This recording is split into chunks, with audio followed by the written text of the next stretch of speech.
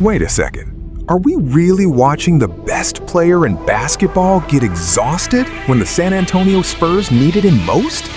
Because what happened to Victor Wembanyama in the NBA Finals wasn't just shocking. It may have cost the Spurs an entire championship. Here's what I'm going to say. Because the Spurs lost. If you have to pick one headline as to why the Spurs lost, it is because Wemby ran out of gas. And nothing exemplified that more than in Game 5, after this unbelievable, shockingly dominant first quarter and a half, where the Knicks scored 13 first quarter points. They couldn't get a basket in the paint. Wemby had 5 blocks. It was scoring, was rebounding. He quietly stopped making any impact on either end, and then had to be subbed out with 5 minutes left in a clinging to a 6-point lead in the finals. Might have been a 4-point lead when they took him out, actually. And then, with 25 seconds left, down 3, gets bullied by Mitchell Robinson, who has one non-broken hand, to allow an offensive rebound on a free throw so the Knicks can seal it, in a spot where one of the reasons the Spurs were losing was because when it was tied with a minute left, Wemby didn't get off the ground to contest Brunson's shot. He simply ran out of gas. And he simply ran out of gas after repeatedly, in my opinion, refusing to give the Knicks credit. After the conference finals, he celebrated as if they had won the championship. In my opinion, that was because he thought light work in the finals. I'm not trying. Listen, I got a lot wrong in these playoffs, but the two things that I got the most right came to a head in the finals. One was I believed in what the Knicks were showing me, and the other was I did not believe that you could go from 29 minutes a game in the regular season to 40 minutes a game in the playoffs.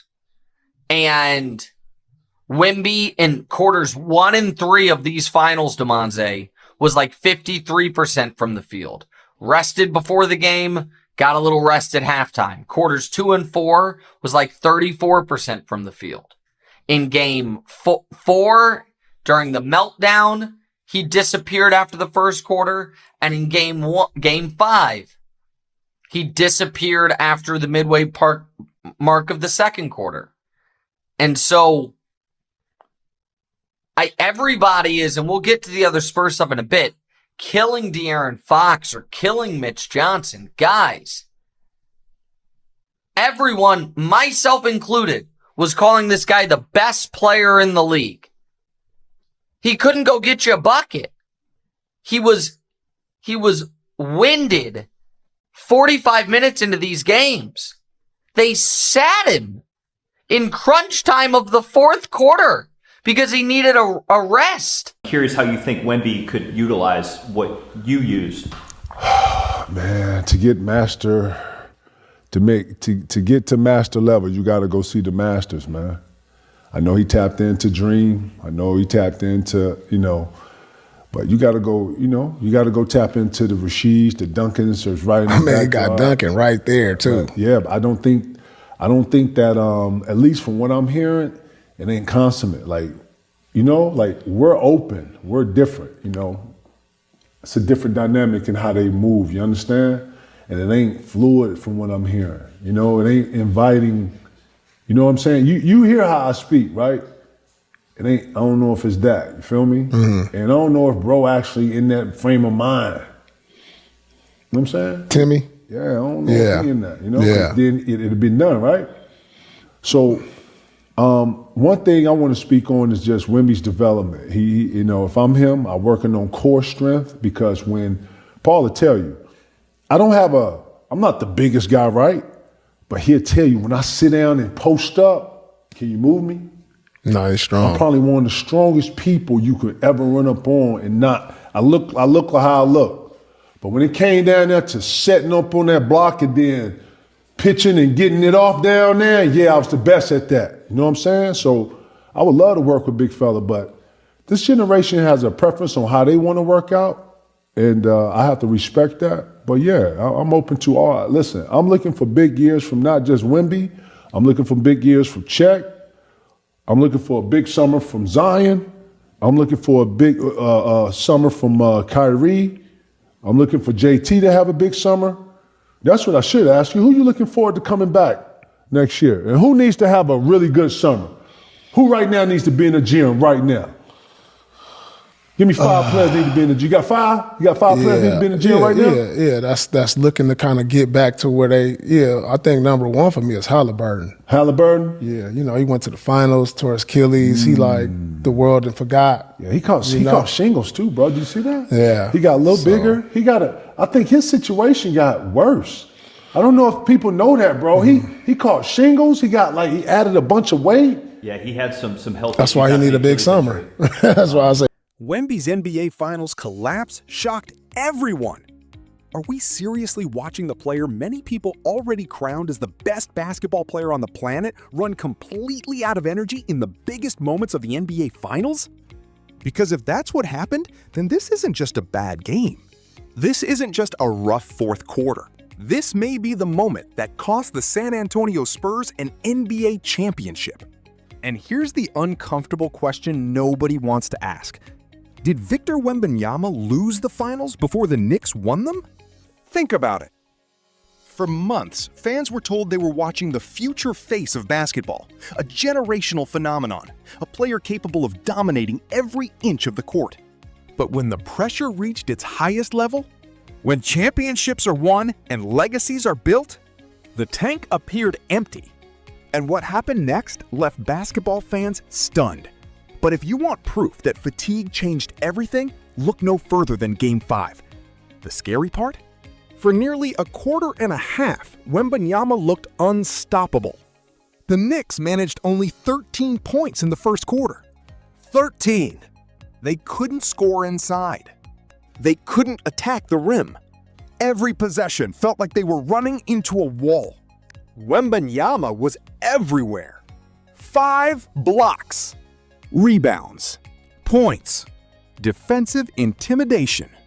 The entire game seemed under Spurs' control. Fans watching believed they were witnessing a championship performance. Then something changed. Slowly, almost invisibly. The impact started disappearing. The blocks stopped coming. The energy faded. The aggression vanished. And suddenly, the player controlling the finals wasn't controlling anything. And the most alarming evidence came during the final minutes. The Spurs were protecting a narrow lead. The NBA championship was hanging in the balance. And then something almost unbelievable happened. With roughly 5 minutes remaining, Wembanyama had to come out. Not because of foul trouble, not because of injury, because he needed rest. In the NBA Finals, during crunch time. Let that sink in. Then came the possession that everyone will remember. 25 seconds remaining. Spurs down 3. Mitchell Robinson fights for a rebound. One hand compromised. One hand available. And somehow he still overpowered Wembanyama for the offensive board that effectively ended the game. The Knicks celebrated. The Spurs stood frozen. And millions watching were asking the same question. How could this happen? But according to critics, this wasn't a one-game problem. This had been building for weeks. Some analysts believe the finals exposed a dangerous reality. During the regular season, Wembanyama averaged around 29 minutes per game. In the playoffs, that workload exploded toward 40 minutes. That's a massive jump. And eventually, the bill came due. The numbers tell a brutal story. In the first and third quarters of the finals, Wembanyama shot approximately 53% from the field. Fresh, explosive, dangerous. But in the second and fourth quarters, that number reportedly fell near 34%. A dramatic decline. And the pattern repeated itself. Game 1. Game 4. Game 5. Strong start. Sudden fade. Strong start. Sudden fade. Again. And again. And again. The signs were there. The question is whether anyone wanted to admit it. Now the debate surrounding Wembanyama's future is becoming impossible to ignore. Here's where things become fascinating. Because nobody is questioning Wembanyama's talent. Nobody. The debate is about what comes next. Former players are already suggesting changes. More core strength, more physical development, more durability, more championship-level conditioning. Some even believe he should spend time learning from Spurs legends who mastered the mental and physical demands of playoff basketball. Because talent alone isn't enough anymore. Not when expectations are this high.